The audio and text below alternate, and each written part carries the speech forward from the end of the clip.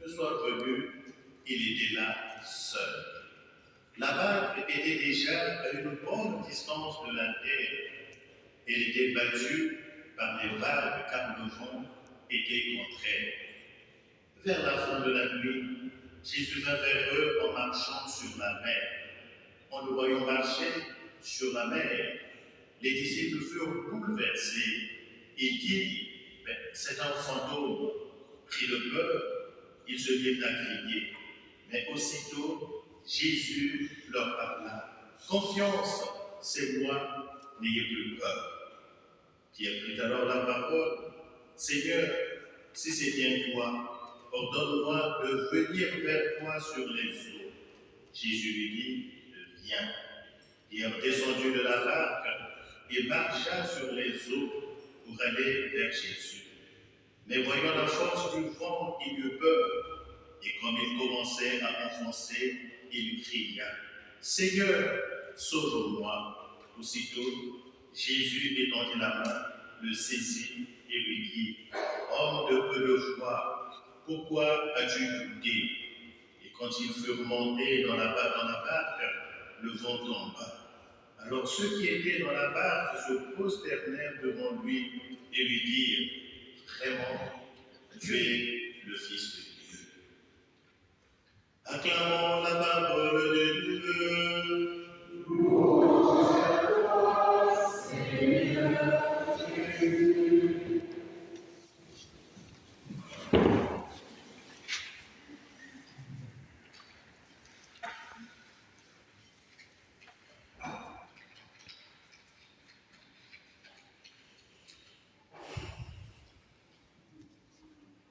Confiance, c'est moi, n'ayez plus peur.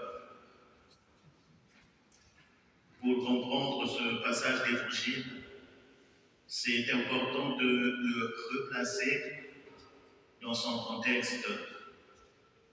Et donc ceci se passe tout de suite après la multiplication des pains. Les disciples ont eu tout juste le temps de ramasser les 12 corbeilles de ce qui restait après que la foule ait été rassasiée. Et Jésus les oblige illico presto à quitter le lieu.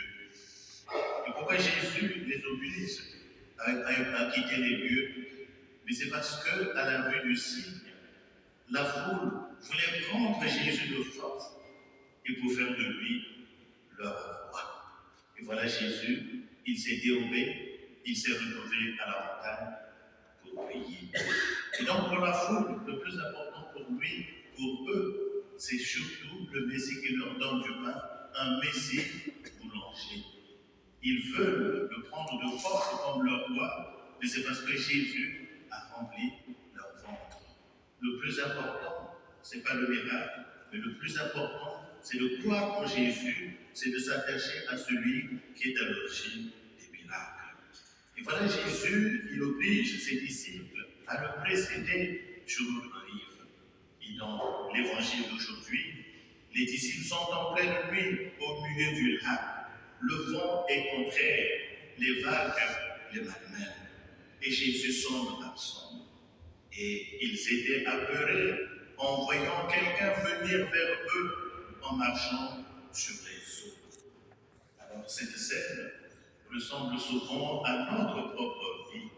Et oui, nous traversons des périodes d'incertitude, de doute, et nous avons l'impression d'être seuls face aux tempêtes.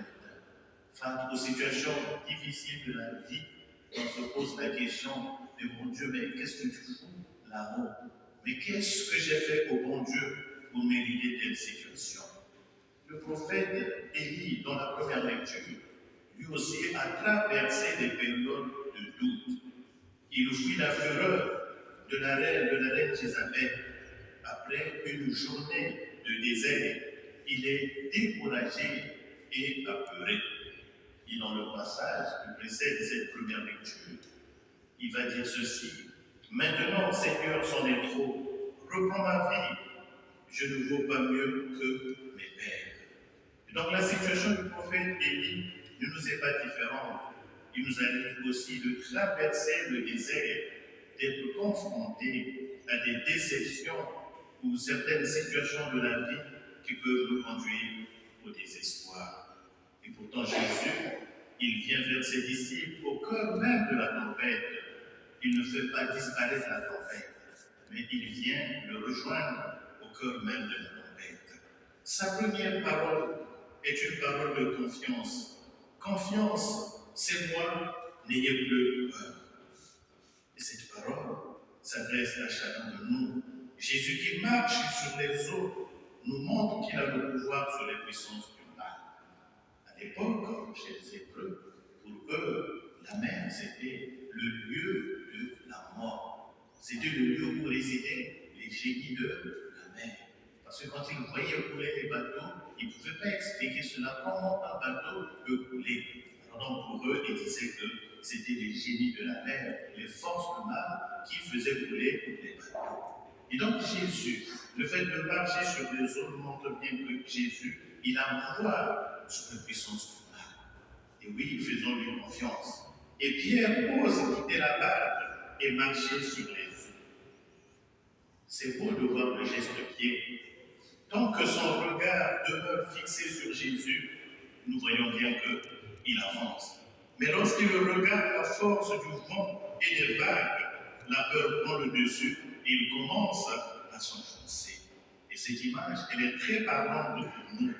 Lorsque nos difficultés occupent toute notre attention, elles risquent de nous submerger. Et en revanche, mais lorsque nous gardons les yeux fixés vers Jésus, nous découvrons une force qui ne vient pas de nous. Mais dans ce récit, le plus beau moment, c'est le cri de Pierre. Seigneur, sauve-moi. Jésus lui tend la main, il ne le laisse pas sombrer. Et donc pour nous, le Seigneur ne nous demande pas une foi parfaite. Il nous accueille, il accueille une foi fragile qui ose l'appeler à l'aide. Aujourd'hui encore, le Seigneur nous dit, n'aie pas peur, c'est moi. Il nous invite à marcher dans la confiance. Et lorsque nous vacillons, crions vers lui sans honte. Sa main est toujours tendue vers celui qui l'invoque. Et dans ce passage d'évangile, vous avez sans doute remarqué, Jésus repère vite le problème essentiel. Le problème essentiel dans ce récit, ce n'est pas la tempête, mais c'est le manque de foi de Pierre. Homme de peu de foi, pourquoi as-tu douté? Et donc, pour conclure, je laisse avec vous cette définition de la foi que j'aime bien, cette définition de la foi, plein de mots que j'aime bien. Et donc, la foi, c'est comme les essuie-glaces d'une voiture. Ça n'empêche pas la pluie de tomber, mais ça permet d'avancer. Autrement dit, ta foi ne te met pas à l'abri des épreuves, mais dans les épreuves, ta foi te permet de tenir et d'avancer. Et donc, dans les tempêtes de nos vies, que le Seigneur nous apprenne à reconnaître sa présence, reconnaître la présence de Jésus dans toutes les situations que nous pouvons rencontrer. Et cela a pesé les disciples. Lorsqu'ils ont entendu la voix de Jésus, c'est moi, n'ayez pas peur, ils ont retrouvé la paix. Et que le Seigneur nous donne le courage de marcher vers lui avec confiance. Et que notre foi grandisse chaque jour. Amen.